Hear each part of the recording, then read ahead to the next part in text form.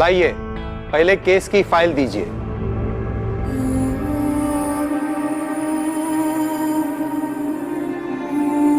File number 945/14/11/2024। Please proceed.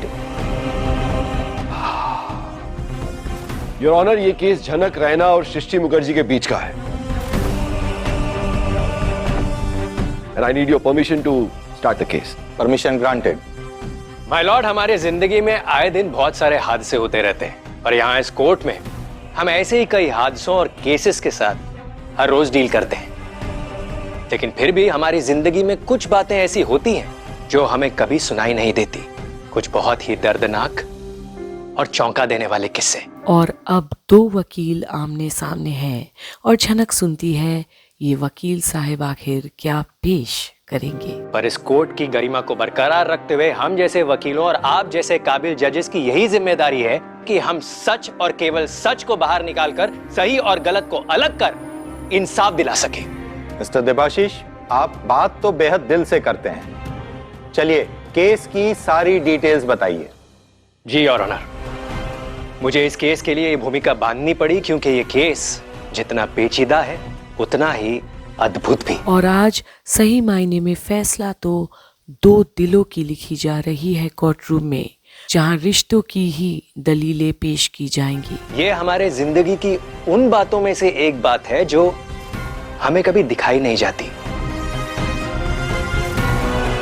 या मैं कहूंगा कि कुछ लोग ऐसा चाहते हैं कि ये हमसे छिपाई जाए।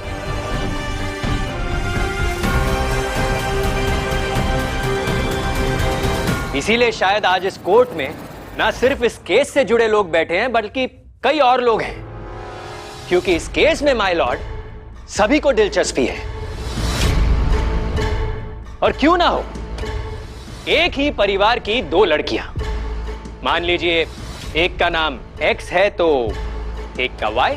देबाशीष जी, अभी अभी आपने इतना लंबा चौड़ा जो ज्ञान दिया सच और इंसाफ को लेकर,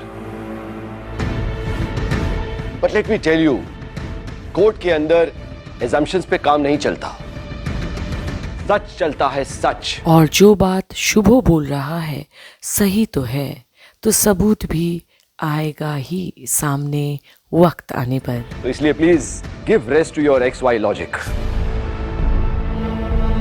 my lord, I am so sorry अगर मैंने अपने शब्दों से कोर्ट की गरिमा को ठेस पहुंचाई हो। नहीं, आप बिल्कुल सही कह रहे हैं सर।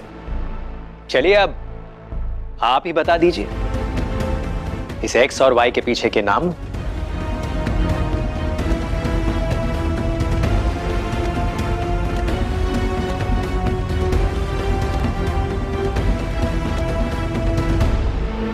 और अब सामने नजर आ रहा है कि शुभो के साथ साथ एक ऐसा वकील खड़ा है जो उसे टक्कर दे रहा है, उसी की जुबान से सृष्टि का नाम उगलवाने के लिए।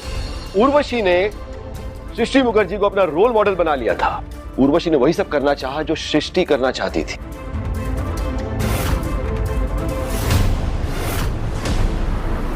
जब सृष्टि मुखर्जी वापस पंडित बृजभूषण के पास लौटी, वो पंडित बृजभूषण के फैमिली के इतने करीब आ चुकी है कि कोई भी देखकर कह सकता है कि दोनों पति पत्नी से कम नहीं थे। झूठ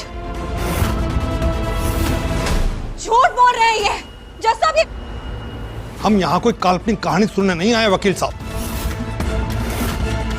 आप जो कुछ बोल रहे हैं क्या वो सब साबित करने के लिए सबूत है आपके पास? मेरे पास प्रूफ है जो ये साबित करेगा कि सृष्टि मुखर्जी की सिर्फ एक ही बेटी है और वो है अर्शी मुखर्जी, और ये झनक एक नाजायज है। और अब दाव पेच तो है ही, पर कोई और राज है जो सामने जरूर आएगा भी और खुलेगा भी, जिससे सृष्टि वाकिफ तो शायद है ही नहीं। और वो क्या है, ये देखने के लिए आप बने रहिए कंप्लीट बॉलीवुड की हर एक अपडेट के लिए।